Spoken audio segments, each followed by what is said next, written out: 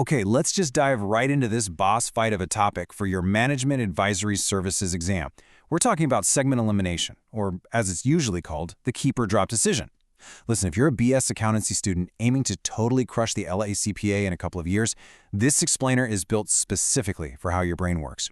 We're stripping away all that textbook fluff, no visual noise, just a super clean framework designed for serious 3-year long-term retention. You aren't just going to memorize this, you're going to intuitively get it. So here is our battle plan for today. We'll hit the net loss trap first, then break down avoidable versus unavoidable costs. After that, we'll cover the segment margin rule, tackle the domino effect distractor, share some actual LECPA study hacks, and finish up with a rapid bullet review. All right, Section 1, the net loss trap. Let's get into it. So picture this. You're looking at a segmented income statement on your exam, and you see a specific product line or a branch just bleeding money at the very bottom line. What's your gut reaction? Does a net loss automatically mean you should just axe the segment? I mean, human nature screams at you to cut your losses immediately, right? Well, the answer is a massive, definitive no, and I'm going to show you exactly why your instincts might actually betray you on the board exam. It comes down to how the accounting is set up. Traditional absorption costing is honestly kind of gaslighting you here. It takes these huge shared corporate overhead costs, stuff like the CEO's massive salary or the lease on the global headquarters, and arbitrarily forces a chunk of it onto individual segments. It creates these totally fake, phantom net losses. Differential costing is the reality check. It ignores all those allocated costs and zeroes in on only the expenses that actually change if you drop the segment. Moving on to Section 2, avoidable versus unavoidable costs. To master this, you have to separate costs into 2 buckets. It's the difference between costs that completely vanish when a segment dies and costs that stick around to haunt the rest of your company. Avoidable costs, or traceable costs, are things like the salary of the supervisor for that specific line or targeted social media ads just for that product. You drop the product, you fire the supervisor, cancel the ads, and poof, the costs are gone. But unavoidable common costs? Things like general admin, depreciation on some specialized factory equipment you can't even resell, or the main factory rent. Yeah, those bills still arrive in the mail even if you shut the department down. So the absolutely crucial takeaway for your keep or drop decision is this. Allocated, unavoidable, fixed expenses are completely irrelevant. Seriously, for your long-term memory, treat irrelevant costs like spam emails. Your brain needs to automatically send them to the trash folder the split second you spot them in a word problem. The only things that actually matter are your differential revenues and your avoidable costs.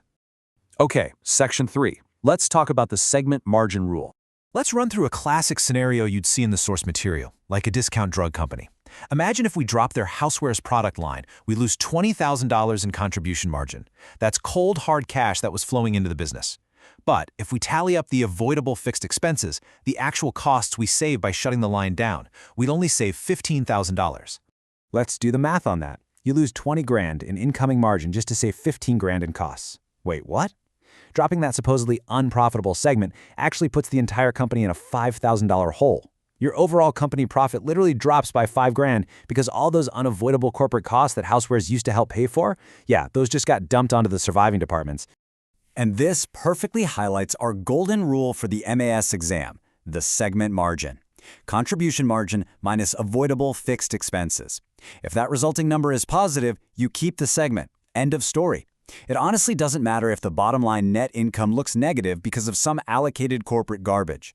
If the segment margin is positive, that segment is doing its job. It's acting as a shield, absorbing a piece of the company's overall overhead.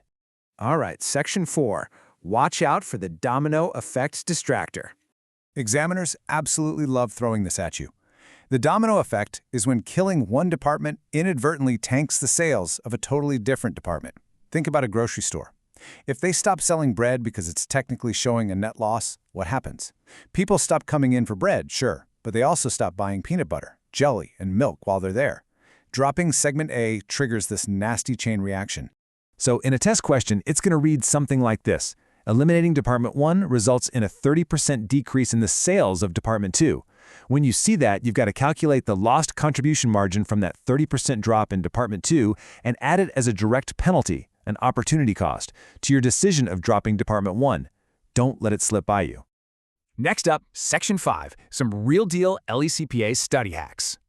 If you want to lock this down for the next 3 years, you actually have to change how you interact with practice problems. When you're reading a case, physically cross out the boss trap, that allocated general overhead. Just take your pen and draw a heavy line right through it. It's just visual noise designed to overload your working memory. Then, actively hunt for and circle your cheat code, the traceable, avoidable costs. And lastly, treat sunk costs, like depreciation on outdated equipment, like ghosts. They literally cannot hurt you if you just ignore them. Let's actually test this mental model on a problem straight from the review materials. Say we have the Lebanon division. It has a 20,000 peso contribution margin. The problem explicitly states it has 50,000 pesos in allocated overhead, but it drops a hint. 5,000 of that cannot be eliminated. By simple deduction, that means 45,000 pesos of that overhead is avoidable. Now, apply the framework. If we drop the Lebanon division, yep, we lose that 20,000 peso contribution margin. But look at the bright side. We save 45,000 pesos in avoidable overhead.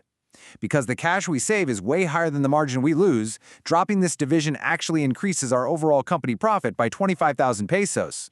So in this specific case, you absolutely drop it. Finally, Section 6. Let's do a rapid bullet review to lock it in. Seriously, take a mental screenshot right now. This is your ultimate flashcard. Number 1, avoidable costs are your only relevant costs. Unavoidable allocated overhead is dead to you. Number 2, true segment margin is just contribution margin minus avoidable fixed expenses. Number 3, if that segment margin is positive, you keep the segment, always. And number 4, constantly scan the horizon for the domino effect on sister segments.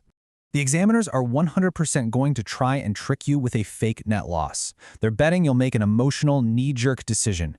But you've got the analytical framework now. You've got the cheat code. So how are you going to use this strategy to completely tear apart the next keep or drop question you see? Keep grinding through those practice problems, trust the framework we just built, and I'll catch you on the next explainer.